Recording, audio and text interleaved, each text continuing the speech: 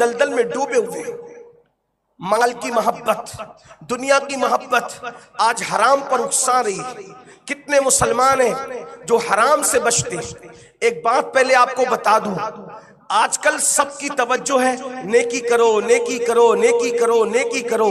میں کہتا ہوں اللہ کے بندو، اسلام میں نیکی کی جتنی اہمیت ہے اس سے زیادہ گناہ سے بچنے کی اہمیت ہے۔ آپ نیکی کرو نہ کرو، آپ نے گناہ سے بچنا ہے۔ پہلی بات آپ دماغ میں بٹھا لو، توجہ اگر آپ کی ہے دماغ میں، نیکی کرنے پہ توجہ دینے کی بجائے گناہ سے بچنے پہ توجہ دو۔ اگر مجھ سے کوئی پوچھے مالدار بننے کا طریقہ کیا ہے تو بہت سے لوگ بتائیں گے مالدار کیسے بنتے ہیں، کہ 5 لاکھ کماؤ، 2 لاکھ کماؤ، 10 لاکھ کماؤ، مالدار بن جاؤ گے۔ میں نے کہا جھوٹ، غلط، بالکل غلط۔ 5 لاکھ 10 لاکھ کمانے سے کوئی مالدار نہیں بنتا۔ تو کہا کیوں؟ میں نے کہا 5 لاکھ کما رہے اور 6 لاکھ روزانہ خرچہ کرے تو 5 لاکھ کمانے کا اعتبار کیا ہے؟ 10 لاکھ کما رہا ہے، 25 لاکھ روزانہ خرچہ کر رہا ہے تو 10 لاکھ کمانے کا اعتبار کیا ہے؟ اگر مالدار بننا ہے تو میں کمانے کی بات نہیں کروں گا، میں بچانے کی بات کروں۔ خرچہ کم کرو، مالدار بن جاؤ، یہی تو اصول ہے۔ جو خرچہ کم کرے گا وہ مالدار بنے گا۔ بلا تمثیل نیکی پر جتنی امت کی توجہ ہے، آج بہت فخر سے لوگ کہتے ہیں مولانا ہم تہجد بھی پڑھ رہے ہیں۔ میں نے کہا آپ کو سلام ہے۔ اتنی مرتبہ درود پڑھ لیتے ہیں، میں نے کہا آپ کو سلام ہے۔ پھر اتنی مرتبہ پھر اشراق بھی ہے، چاشت بھی ہے، پھر کلمہ بھی ہے۔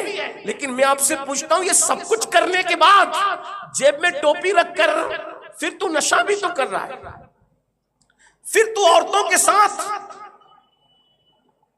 عشق بھی تو لڑا رہا ہے۔ ایک جیب میں ٹوپی ہے اور موبائل کے اندر کیا رکھا ہوا ہے؟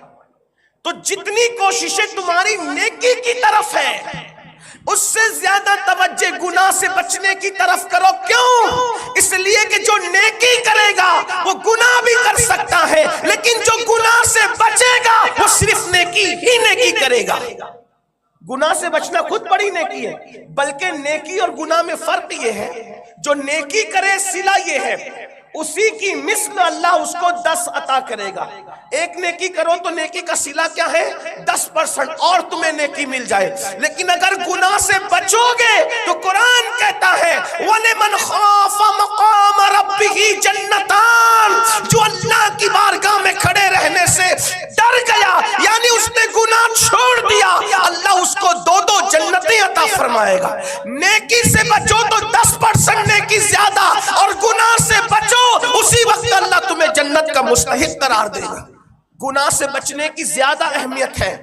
آج ہم گناہ سے بچ نہیں پا رہے، ہر سال عمرہ پہ بھی جا رہے ہیں، حج پہ بھی جا رہے ہیں۔ حضرت کا دھندا کیا ہے؟ تو بھلے جھوٹ بول کے کاروبار کرتے ہیں، ملاوٹ کر